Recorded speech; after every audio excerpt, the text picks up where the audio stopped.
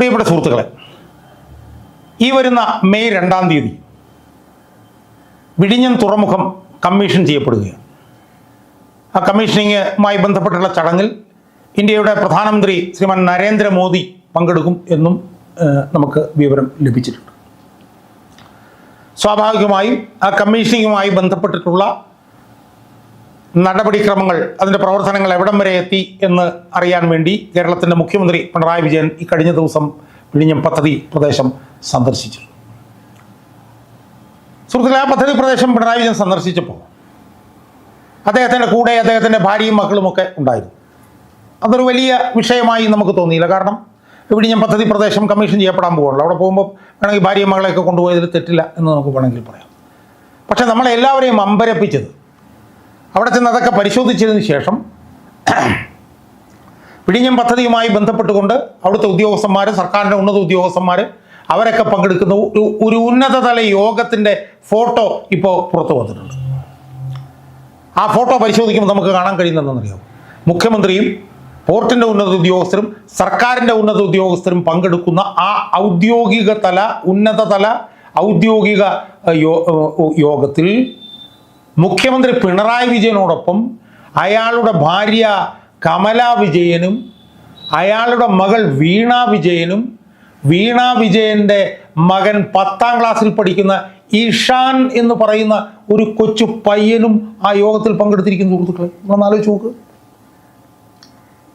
പിണറായി വിജയൻ ഞാൻ നേരത്തെ സൂചിപ്പിച്ച അയാളുടെ ഭാര്യ മക്കളെയൊക്കെ പദ്ധതി പ്രദേശമൊക്കെ കൊണ്ടുവന്നതിൽ കുഴപ്പമില്ല, എൻ്റെ ഫോട്ടോയും വന്നിട്ടുണ്ട്, അത് കൊണ്ടുവന്നിട്ട് കുഴപ്പമില്ല. പക്ഷേ പദ്ധതി വിഴിഞ്ഞം തുറമുഖം കമ്മീഷൻ ചെയ്യുന്നതുമായി ബന്ധപ്പെട്ട് കൂടിയ ഉന്നതതല യോഗത്തിൽ പിണറായി വിജയനോടൊപ്പം ഭാര്യയെയും മകളെയും മകനെയും പങ്കെടുപ്പിക്കുക സുഹൃത്തുക്കളെ, എത്ര ഭീകരമായിട്ടുള്ള ഒരവസ്ഥയാണിത് എന്ന് നമ്മളൊന്ന് ആലോചിച്ചു. ഈ ഉന്നതതല യോഗത്തിൽ പിണറായി വിജയൻ്റെ ഭാര്യയ്ക്കും മകൾക്കും പിന്നെ പിണറായി വിജയൻ്റെ കൊച്ചുമകനും എന്താണ് യോഗ്യത, എന്താണ് സ്ഥാനം സുഹൃത്തുക്കളെ? ആരാണ് പിണറായി വിജയൻ? പിണറായി വിജയൻ കേരളത്തിൻ്റെ മുഖ്യമന്ത്രിയല്ലേ? കേരളത്തിൻ്റെ മുഖ്യമന്ത്രി പിണറായി വിജയനല്ലേ, അല്ലാതെ പിണറായി വിജയൻ്റെ കുടുംബമല്ലല്ലോ. പിണറായി വിജയനല്ലേ തെരഞ്ഞെടുപ്പിൽ മത്സരിച്ച് ജയിച്ച്? പിണറായി വിജയനല്ലേ ജനങ്ങൾ മുഖ്യമന്ത്രി പിന്നീട് മുഖ്യമന്ത്രിയായി തിരഞ്ഞെടുക്കുന്നത്? പിണറായി വിജയനല്ലേ കേരളത്തിൻ്റെ മുഖ്യമന്ത്രി? വീണ വിജയനും കമല വിജയനും ഇഷാൻ എന്ന് പറഞ്ഞ പയ്യനും കേരളത്തിൻ്റെ ഭരണരംഗത്ത് എന്താണ് കാര്യം സുഹൃത്തുക്കളെ? തറവാടാണോ പിണറായി വിജയന് കേരളം?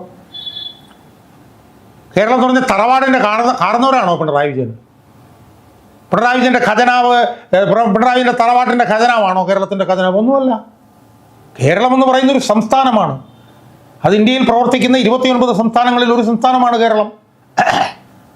ഇന്ത്യയിൽ 950 ജനുവരി 26 മുതൽ പ്രവർത്തിക്കുന്ന ഒരു ഭരണഘടനയുണ്ട്. ആ ഭരണഘടനയ്ക്ക് കീഴിൽ തെരഞ്ഞെടുപ്പിൽ മത്സരിച്ച് ജയിച്ച് ഭരണഘടനാപരമായിട്ടുള്ള ബാധ്യത നിർവഹിക്കാൻ വേണ്ടിയിട്ട് മുഖ്യമന്ത്രിയായി തിരഞ്ഞെടുക്കപ്പെട്ട പിണറായി വിജയൻ പങ്കെടുക്കുന്ന ഔദ്യോഗിക യോഗത്തിൽ ഭാര്യയ്ക്കും മകൾക്കും കൊച്ചുമകനൊന്നും ഒരു സ്ഥാനവുമില്ല.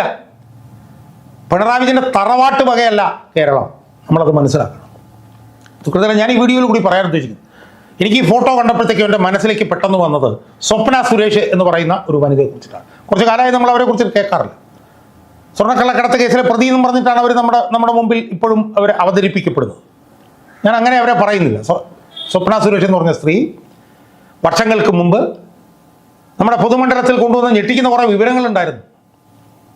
ആ വിവരങ്ങളിൽ ഏറ്റവും പ്രധാനപ്പെട്ട ഒരു വിവരമായിരുന്നു പിണറായി വിജയൻ്റെ ഭാര്യയും മകളും നടത്തുന്ന അതിഭീകരമായിട്ടുള്ള അഴിമതികളുടെ ഞെട്ടിക്കുന്ന കഥകൾ. എത്രയോ പത്രസമ്മേളനങ്ങളിൽ കൂടി വീണ വിജയൻ നമ്മളോട് പറഞ്ഞു. ഈ പിണറായി വിജയൻ്റെ നേതൃത്വത്തിൽ നടക്കുന്ന അഴിമതികളുടെയൊക്കെ മാസ്റ്റർ ബ്രെയിൻ അയാളുടെ മകൾ വീണ വിജയനാണെന്നും ക്ലിഫ് ഹൗസിൽ ചേരുന്ന ഭാര്യയും മകളും ഈ പറഞ്ഞതുപോലെ ചില ഉന്നത ഉദ്യോഗസ്ഥന്മാരും ഒക്കെ ആയിട്ട് ശിവശങ്കരനുമൊക്കെ ആയി ചേരുന്ന യോഗത്തിൽ വെച്ച് ഏത് മേഖലകൾ കേന്ദ്രീകരിച്ച് അഴിമതി പ്രവർത്തനങ്ങൾ നടത്തണമെന്ന് ഉള്ള ആദ്യത്തെ വിത്തിട്ട് കൊടുക്കുന്ന തലച്ചോറായിരുന്നു വീണ വിജയൻ എന്നൊക്കെ ഉൾപ്പെടെ എത്രയോ വിവരങ്ങൾ സ്വപ്ന സുരേഷ് നമ്മുടെ മുമ്പിൽ അവതരിപ്പിച്ചിട്ടുണ്ട്, വിശദമായി അവതരിപ്പിച്ചിട്ടുണ്ട്.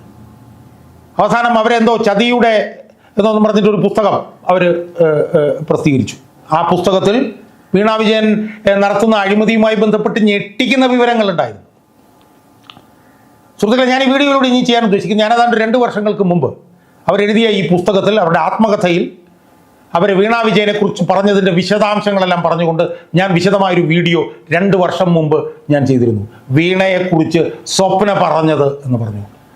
എനിക്ക് ഈ ഫോട്ടോ കണ്ടപ്പോൾ എനിക്ക് സ്വപ്ന സുരേഷിനെ ഓർമ്മ വന്നു. ഈ വിഴിഞ്ഞം തുറമുഖത്തിൻ്റെ ഉന്നതതല യോഗത്തിൽ ഭാര്യയെയും മകളെയും കൊച്ചുമകനെയും പിണറായി വിജയൻ പങ്കെടുപ്പിക്കുമ്പോൾ വീണ വിജയൻ്റെ ഈ പറഞ്ഞ പോലെ പ്രവർത്തനത്തിൻ്റെ അനധികൃത പ്രവർത്തനത്തെക്കുറിച്ച് സ്വപ്ന പറഞ്ഞതാണ് എനിക്ക് ഓർമ്മ വന്നത്. അതുകൊണ്ട് ഞാൻ ഈ വീഡിയോയുടെ അടുത്ത ഭാഗത്ത് ഞാൻ ഏതാണ്ട് 2 വർഷങ്ങൾക്ക് മുമ്പ് വീണയെക്കുറിച്ച് സ്വപ്ന പറഞ്ഞതുമായി ബന്ധപ്പെട്ടുകൊണ്ട് ഞാൻ അന്ന് സ്വപ്നയുടെ ആത്മകഥയിൽ വീണയെക്കുറിച്ച് പറയുന്ന ഭാഗങ്ങൾ വിശദമാക്കുന്ന ഒരു വീഡിയോ ഞാൻ ചെയ്തിരുന്നു. ആ വീഡിയോ ഈ പശ്ചാത്തലത്തിൽ ഒന്നുകൂടി എൻ്റെ പ്രേക്ഷകരെ കാണിക്കാൻ വേണ്ടിയിട്ട് ഞാൻ തയ്യാറാവുകയാണ്. അത് കാണാൻ വേണ്ടി എൻ്റെ പ്രേക്ഷകരെ ഞാൻ ക്ഷണിക്കുകയാണ്. കഴിഞ്ഞ ഏതാനും ദിവസങ്ങളായി മുഖ്യമന്ത്രിയുടെ മകൾ വീണ വിജയന് കൊച്ചിയിലെ മിനറൽസ് ആൻഡ് റൂട്ടൈൽസ് എന്ന് പറയുന്ന ഒരു സ്വകാര്യ കമ്പനിയിൽ നിന്ന് 2017 മുതൽ 2020 വരെയുള്ള കാലഘട്ടത്തിൽ 1,72,00,000 രൂപയുടെ മാസപ്പടി ലഭിച്ചു എന്നുള്ള വിവാദം കത്തി നിൽക്കുകയാണല്ലോ. അതായത് ഈ 2017 മുതൽ 2020 വരെയുള്ള കാലഘട്ടത്തിൽ ഈ കമ്പനി മുഖ്യമന്ത്രിയുടെ മകളുടെ സ്ഥാപനമായിട്ടുള്ള എക്സാലോജിക്കിന് പ്രതിമാസം 3 ലക്ഷം രൂപയും മുഖ്യമന്ത്രിയുടെ മകളായിട്ടുള്ള വീണ വിജയന് പ്രതിമാസം 5 ലക്ഷം രൂപയും വെച്ച് ഏതാണ്ട് 1,72,00,000 രൂപ മാസപ്പടിയായി കൊടുത്തുകൊണ്ടിരുന്നു എന്നുള്ള വിവരം പുറത്തു വന്നത് ആരോപണമായിട്ടല്ല, മറിച്ച് ഇൻകം ടാക്സ് ഇൻട്രീം സെറ്റിൽമെൻറ്റ് ബോർഡിൻ്റെ ഒരു 3-അംഗ വിധിയുടെ ഭാഗമായിട്ടാണ്. 10/6/2023 പുറത്തു വന്ന വിധിയുടെ ഭാഗമായിട്ടാണ് ഈ വിഷയം ഇപ്പോൾ ചർച്ചയായി വന്നിരിക്കുന്നത്. അതിനെ ഖണ്ഡിക്കാൻ വേണ്ടിയിട്ട് പാർട്ടി നേതാക്കന്മാർക്കൊന്നും കഴിയുന്നില്ല. കാരണം അത് ആരോപണമല്ല, അത് ഒരു വിധിയിൽ പറഞ്ഞിരിക്കുന്ന കാര്യങ്ങളാണ്. സുഹൃത്തുക്കളെ, ഞാനിത് ഈ വീഡിയോയിൽ പറയാൻ ഉദ്ദേശിക്കുന്നത് മുഖ്യമന്ത്രിയുടെ മകളെക്കുറിച്ചിട്ട് ഉയർന്നു വന്നിട്ടുള്ള ആരോപണങ്ങൾ, ആ ആരോപണങ്ങൾ ഉയർന്നു വന്ന സമയത്തെല്ലാം മുഖ്യമന്ത്രിയുടെ കുടുംബത്തെ അനാവശ്യമായി വിവാദങ്ങളിലേക്ക് വലിച്ചിഴക്കാൻ വേണ്ടിയിട്ട് നടക്കുന്ന ശ്രമമാണ് എന്ന് പറഞ്ഞുകൊണ്ടാണ് മുഖ്യമന്ത്രിയും അദ്ദേഹത്തിൻ്റെ പാർട്ടിയുടെ നേതാക്കന്മാരുമൊക്കെ അതിനെ തള്ളിക്കളയാൻ വേണ്ടിയിട്ട് ശ്രമിച്ചുകൊണ്ടിരുന്നു. എന്നാൽ ഇപ്പോൾ അത് ആരോപണമല്ല, വസ്തുതയാണ് എന്നുള്ള നിലയിലേക്ക് വന്നിരിക്കുന്നു. പക്ഷേ ഞാനിന്ന് ഈ വീഡിയോയിൽ പറയാൻ ഉദ്ദേശിക്കുന്നത് ഈ കാര്യമല്ല. ഞാൻ പറയാൻ ഉദ്ദേശിക്കുന്നത് മുഖ്യമന്ത്രിയുടെ മകളാണ് ഈ അഴിമതി ഇടപാടുകളുടെ എല്ലാം പ്രഭവ കേന്ദ്രമെന്ന്, അല്ലെങ്കിൽ മുഖ്യമന്ത്രിയുടെ മകളാണ് ഈ അഴിമതി ഇടപാടുകളുടെ എല്ലാം മാസ്റ്റർ ബ്രെയിൻ എന്ന് നമ്മെ നിരന്തരം ബോധ്യപ്പെടുത്തിക്കൊണ്ടിരിക്കുന്ന ഒരാളുണ്ടായിരുന്നു. നമ്മെ നിരന്തരം അതിനെക്കുറിച്ച് ഓർമ്മപ്പെടുത്തിക്കൊണ്ടിരിക്കുന്ന ഒരു വനിതയുണ്ടായിരുന്നു. ആ വനിതയെക്കുറിച്ച് നമ്മൾ ഇപ്പോൾ ചിന്തിക്കണം എന്ന് പറയാൻ വേണ്ടിയിട്ടാണ് ഞാൻ ഈ വീഡിയോയിലൂടെ ശ്രമിക്കാൻ പോകുന്നത്.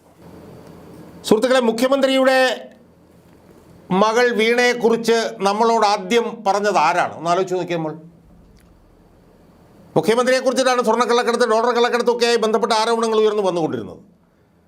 എന്നാൽ മുഖ്യമന്ത്രിയുടെ മകൾ വീണ വിജയനാണ് ഇതിലെ ഈ അഴിമതി ഇടപാടുമായി ബന്ധപ്പെട്ടിട്ടുള്ള പ്രധാന കഥാപാത്രമെന്ന് നമ്മളോട് വിളിച്ചു പറഞ്ഞയാൾ സ്വർണ്ണക്കള്ളക്കടത്ത് കേസിലെ പ്രതിയായിട്ടുള്ള സ്വപ്ന സുരേഷ് ആയിരുന്നു.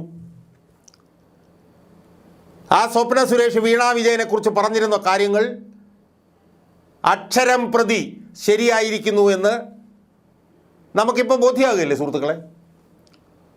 സ്വപ്ന സുരേഷ് ഇത് വിളിച്ചു പറഞ്ഞ സമയത്ത് എന്നാലും മുഖ്യമന്ത്രിയുടെ മകളെയൊക്കെ ഇങ്ങനെ വലിച്ചഴയ്ക്കാൻ പറ്റുമോ എന്ന് ചിന്തിച്ചിരുന്ന വലിയൊരു വിഭാഗം ആളുകളുണ്ടായിരുന്നു.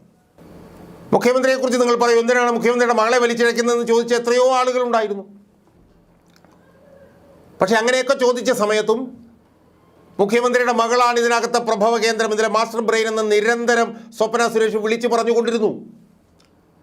അവരവരുടെ പത്രസമ്മേളനത്തിലൊക്കെ വളരെ വ്യക്തമായി പറഞ്ഞുകൊണ്ടിരുന്നു. എനിക്ക് നല്ല കൃത്യമായ ഓർമ്മയുണ്ട്. അവരൊരവസരത്തിൽ പറഞ്ഞത് മുഖ്യമന്ത്രിയുടെ കുടുംബം, അതായത് മുഖ്യമന്ത്രിയുടെ ഭാര്യ, മകള്, CN രവീന്ദ്രൻ, ശിവശങ്കരനൊക്കെ ഇരിക്കുന്ന യോഗത്തിൽ, ക്ലിഫ് ഹൗസിൽ കൂടുന്ന യോഗങ്ങളിൽ താനും ആ യോഗത്തിൽ പങ്കാളിയായിരുന്നു എന്നും ആ യോഗത്തിൽ വെച്ച് ഏതൊക്കെ മേഖലകളിലാണ് ഇടപാടുകൾ നിയമവിരുദ്ധമായി ഉണ്ടാക്കേണ്ടത് എന്നതിൻ്റെ ആദ്യ സൂചന നൽകുന്നത് പിണറായി വിജയൻ്റെ മകൾ വീണ വിജയനായിരുന്നു എന്ന് പോലും അവർ പറഞ്ഞതിനെക്കുറിച്ചിട്ട് എനിക്ക് ഓർമ്മയുണ്ട്. ഏതൊരു പത്രസമ്മേളനത്തിൽ CN രവീന്ദ്രനെയൊക്കെ ചോദ്യം ചെയ്തപ്പോൾ ഇതൊക്കെ പരൽ മീനുകളാണെന്നും വലിയ മീനുകൾ ഇനിയും പുറത്തേക്ക് വരാനുണ്ട് എന്നും അവർ പത്രസമ്മേളനത്തിൽ വിളിച്ചു പറഞ്ഞിരുന്നത് വീണ വിജയനെക്കുറിച്ചായിരുന്നു. എനിക്ക് കൃത്യമായ ഓർമ്മയുണ്ട്. ആ വിളിച്ചു പറയലുകളെല്ലാം തന്നെ 100% ശരിയായിരുന്നുവെന്ന് ഇന്ന് ഈ ഇൻട്രീം സെറ്റിൽമെൻറ്റ് ബോർഡിൻ്റെ ഈ വിധിന്യായവും കൂടി പുറത്തു വന്നതോടുകൂടി അർത്ഥശങ്കയ്ക്കിടയില്ലാത്ത വിധം തെളിയിക്കപ്പെട്ടിരിക്കുകയല്ലേ സുഹൃത്തുക്കളെ. അതുകൊണ്ട് ഇപ്പം സ്വപ്ന സുരേഷിനെക്കുറിച്ച് നമ്മൾ ഓർക്കണ്ടേ? അവർ പറഞ്ഞത് ശരിയായിരുന്നു നമ്മൾ അംഗീകരിക്കണ്ടേ? അതുകൊണ്ട് ഞാൻ ഈ വീഡിയോയിൽ ചെയ്യാൻ പോകുന്നത് സ്വപ്ന സുരേഷ് എഴുതിയ അവരുടെ ആത്മകഥയുണ്ട്, ചതിയുടെ പത്മവ്യൂഹം എന്ന ഈ പുസ്തകം. ഈ ആത്മകഥയിൽ സ്വപ്ന സുരേഷ് വീണ വിജയനെക്കുറിച്ച് പറഞ്ഞിരുന്നത് എന്തൊക്കെയാണ്, നമ്മോട് പറഞ്ഞത് എന്തൊക്കെയാണ് എന്നുള്ള കാര്യം നിങ്ങളെ ഓരോന്നോരോന്നായി ഒന്ന് ഓർമ്മിപ്പിക്കാൻ വേണ്ടിയിട്ടാണ് ഞാൻ ഈ വീഡിയോയിലൂടെ ഇന്ന് ശ്രമിക്കാൻ പോകുന്നത്. ആദ്യ പരാമർശം 94-ാമത്തെ പേജിലാണ് പുസ്തകത്തിൽ. അതിലെ ഒരു ഖണ്ഡിക തുടങ്ങുമ്പോൾ സ്വപ്ന സുരേഷ് പറയുന്നത്, ഇതിനിടയിലാണ് ഷാർജയിലെ റോയൽ ഫാമിലി മെമ്പേഴ്സ് ഹിസ് ഹൈനസും ഹെർ ഹൈനസും കേരളത്തിൽ വന്നത്. വെറുതെ വന്നതല്ല, പല പ്രോജക്റ്റുകൾ ചർച്ച ചെയ്യാനാണ്. അവരെ ബഹുമാനപ്പെട്ട സി എമ്മും കാണും, അവർ സി എമ്മിനെയും കാണും. മുഖ്യമന്ത്രിയുടെ മകൾ വീണയ്ക്ക് ഷാർജയിൽ IT ഹബ്ബ് തുടങ്ങാനുള്ള അവസരം ഈ സന്ദർശനത്തിനിടയിൽ ഒപ്പിച്ചെടുക്കണമെന്നാണ് ശിവശങ്കർ സാർ നിർദ്ദേശിച്ചത്. അക്കാര്യങ്ങൾ സംസാരിച്ചത് ക്ലിഫ് ഹൗസിൽ വെച്ചാണ്. അന്നത്തെ ചീഫ് സെക്രട്ടറി ശിവശങ്കർ സാർ മുഖ്യമന്ത്രിയും കുടുംബാംഗങ്ങളുമായിരുന്നു ചർച്ചയിൽ പങ്കെടുത്തത്. കൂടാതെ ഇവർ വരുമ്പോൾ എങ്ങനെ പെരുമാറണം, ആതിഥ്യ മര്യാദകൾ എങ്ങനെയെന്നെല്ലാം മിസ്സിസ് കമലയെയും വീണയെയും പറഞ്ഞു പഠിപ്പിക്കാനുമൊക്കെയായി വീണ്ടും അനൗദ്യോഗികമായ സന്ദർശനവും ക്ലിഫ് ഹൗസിൽ ആ സമയം നടത്തിയിട്ടുണ്ട്. അടുത്ത പാരയിൽ പറയുന്നു, മുഖ്യമന്ത്രിയുടെ മകൾക്ക് വിദേശത്ത് IT ഹബ്ബ് തുടങ്ങാൻ സ്പോൺസറായി ഏത് വലിയ വിദേശ വ്യവസായിയെയും കിട്ടും. പക്ഷേ അവിടെ ഇന്നയാളാണ് സ്പോൺസർ, അതിലെ ഇടപാടുകൾ ഇതൊക്കെ ഇവിടെ ചർച്ചയാവും. എന്നാൽ ഷാർജ രാജകുടുംബത്തിലെ ഒരംഗം സ്പോൺസറായാൽ, അതായത് ഈ ഹബ്ബ് സ്ഥാപിക്കാനുള്ള സ്ഥലം അത്തരമൊരു വ്യക്തിയുടേതായാൽ അതിന് അസാമാന്യമായ സുരക്ഷിതത്വമുണ്ട്, വലിയ പരിരക്ഷയുണ്ട്. അതിലേക്ക് കടന്നു കയറി രഹസ്യങ്ങൾ കണ്ടെത്താനൊന്നും ആർക്കും കഴിയില്ല. ഇതാണ് ആ മോഹത്തിൻ്റെ കാരണം. ഹെർ ഹൈനസിനെ കാണുമ്പോൾ നൽകാനൊരു വിലപിടിപ്പുള്ള സമ്മാനപ്പെട്ടി വരെ കരുതുകയും ചെയ്തു. പക്ഷേ വിദേശകാര്യ മന്ത്രാലയത്തിൻ്റെ ടൂർ പ്രോഗ്രാമിൽ ക്ലിഫ് ഹൗസ് ഇല്ല. രാജദമ്പതികൾ നേരെ പോയത് രാജ്ഭവനിലേക്കാണ്. അവർ ഗവർണറുടെ അതിഥികളാണ്. ആ സാഹചര്യത്തിലാണ് ശിവശങ്കർ സാറിൻ്റെയും മുഖ്യമന്ത്രിയുടെ നിർദ്ദേശപ്രകാരം ഞാൻ യാത്രയെ അതായത് വാഹന വ്യൂഹത്തെ റീറൂട്ട് ചെയ്ത് ക്ലിഫ് ഹൗസിലേക്ക് അയച്ചത്. CMൻ്റെ കുടുംബം റോയൽ ഫാമിലിയുമായി കൂടിക്കാഴ്ച നടത്തി. കുറേ പദ്ധതികൾ നിയമപരമായവയൊക്കെ നടപ്പിലാക്കാൻ ധാരണയുണ്ടായി. എന്നാൽ ഹെർ ഹൈനസിനെ സ്പോൺസറാക്കിക്കൊണ്ടുള്ള വീണയുടെ സ്വകാര്യ പദ്ധതിയുടെ ചർച്ചയിൽ ശ്രീമതി കമലയുടെ അമിതാവേശവും പെരുമാറ്റ രീതിയുമൊന്നും ഹെർ ഹൈനസിന് ഇഷ്ടമായില്ല. അവർക്ക് സമ്മാനമായി കരുതിയ ആഭരണപ്പെട്ടിയും അവർ സ്വീകരിച്ചില്ല. അങ്ങനെ സമ്മാനങ്ങൾ വാങ്ങുന്ന കീഴ്വഴക്കം അവരുടെ ഫാമിലിയിലില്ല എന്ന് പറഞ്ഞ് ഒഴിവാക്കുകയാണ് അവർ ചെയ്തത്. ആ ചർച്ച തുടരാൻ പോലും അവർ സമ്മതിച്ചില്ല. അവരുടെ സന്ദർശന ദിനങ്ങളിൽ അവരെ അനുഗമിച്ചയാൾ ഞാനായിരുന്നു. അതിനിടയിൽ ഇക്കാര്യത്തിൽ തൻ്റെ അനിഷ്ടം അവർ പറയുകയുണ്ടായി. അപ്പോൾ ഇതിൽ നമ്മൾ മനസ്സിലാക്കേണ്ട കാര്യം എന്താണ്? വീണ വിജയന് ഗൾഫിൽ ഒരു IT ഹബ്ബ് തുടങ്ങാൻ വേണ്ടിയിട്ടുള്ള പ്രവർത്തനത്തെക്കുറിച്ചിട്ടാണ് സ്വപ്ന സുരേഷ് തൻ്റെ പുസ്തകത്തിലെ 94-95 പേജുകളിൽ പറയുന്നത്. ഇനി 110-ാമത്തെ പേജിലേക്ക് നമുക്ക് വരാം. അതിൽ അവർ പറയുകയാണ്, 2019 ഒക്ടോബറോടെയാണ് ഞാൻ സ്പേസ് പാർക്കിൻ്റെ ഭാഗമാകുന്നത്. 2016 UAE കോൺസുലേറ്റ് തുടങ്ങിയ സമയം മുതൽ 2019 ജൂലൈ വരെ കോൺസുലേറ്റിലായിരുന്നു. അവിടെ കോൺസുലേറ്റ് ജനറൽ കാലാവധി തീർന്നു പോകും മുമ്പായി ഞാൻ റെസിഗ്നേഷൻ കൊടുത്തു. അദ്ദേഹത്തോടൊപ്പം മറ്റൊരു രാജ്യത്തേക്ക് പോകാമെന്ന് പറഞ്ഞതാണ്. എൻ്റെ സാഹചര്യം അനുവദിക്കാതിരുന്നു. സാഹചര്യം മാത്രമല്ല, ശിവശങ്കർ സാറും. IT ഹബ്ബ് തുടങ്ങുന്നതിനൊപ്പം തന്നെ, ആ സെൻറ്റൻസ് നമ്മൾ ശ്രദ്ധിച്ചോണം, IT ഹബ്ബ് തുടങ്ങുന്നതിനൊപ്പം തന്നെ സ്പേസ് മേഖലയിൽ സ്വാധീനമുറപ്പിക്കാൻ വേണ്ടിയുള്ള വീണയുടെ ആവശ്യത്തിനായി എൻ്റെ ഭാഷാ പരിജ്ഞാനവും ബന്ധങ്ങളും ഉപയോഗിക്കാനുമായി കൂടെ നിർത്താൻ മുഖ്യമന്ത്രി സാറും കണ്ടെത്തിയതായിരുന്നു സ്പേസ് പാർക്ക് നിയമനം. അപ്പോൾ സ്പേസ് പാർക്കിൽ സ്വപ്ന സുരേഷിനെ എന്തിനാണ് നിയമിച്ചതെന്നുള്ളത് ഈ വാചകത്തിൽ നിന്ന് വ്യക്തമാണ്. എന്താണ്?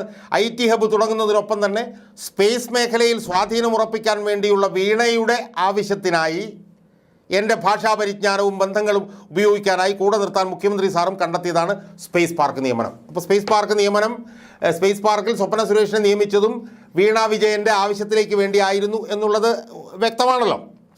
ഇനി 112-ാമത്തെ പേജ് നമുക്ക് നോക്കാം. 112-ാമത്തെ പേജിൽ എന്താ പറഞ്ഞിരിക്കുന്നത് അറിയാമോ? IT വകുപ്പിൻ്റെ സുവർണകാലമായിരുന്നല്ലോ കോവിഡ് കാലം. സകലവും IT ബന്ധിതമാവുകയാണ്. അതിനിടയിലാണ് സ്പ്രിംഗ്ലർ വന്നത്. ജനങ്ങളുടെ ഡേറ്റാബേസ് ആ തക്കത്തിന് ശിവശങ്കർ അമേരിക്കൻ കമ്പനിക്ക് വിറ്റു. അടുത്ത സെൻറ്റൻസ് ശ്രദ്ധിച്ചോണം. അതിലൂടെ വീണ വിജയൻ കോടികൾ സമ്പാദിച്ചു. സുഹൃത്തുക്കളെ, ഇത്രയും വിവരങ്ങളാണ് സ്വപ്ന സുരേഷ് എന്നാ പറഞ്ഞത് ഒക്ടോബർ 2022 പ്രസിദ്ധീകരിച്ച ചതിയുടെ പത്മവ്യൂഹം എന്ന തൻ്റെ പുസ്തകത്തിൽ അവർ വീണ വിജയനെ കുറിച്ച് പറഞ്ഞത്. ഒക്ടോബർ 2022. അത് കഴിഞ്ഞ് നമ്മൾ ഓഗസ്റ്റ് 2023 വീണ വിജയൻ്റെ ഈ അഴിമതി ഇടപാടുകളിലുള്ള ബന്ധം എന്തായിരുന്നുവെന്ന് ക്ലിഞ്ചിങ് ആയി ഇന്ന് തെളിയിക്കപ്പെടുകയാണ്. അപ്പോൾ ആ സാഹചര്യത്തിൽ സ്വപ്ന സുരേഷ് നമുക്ക് ഓർക്കാതിരിക്കാൻ പറ്റുമോ സുഹൃത്തുക്കളെ?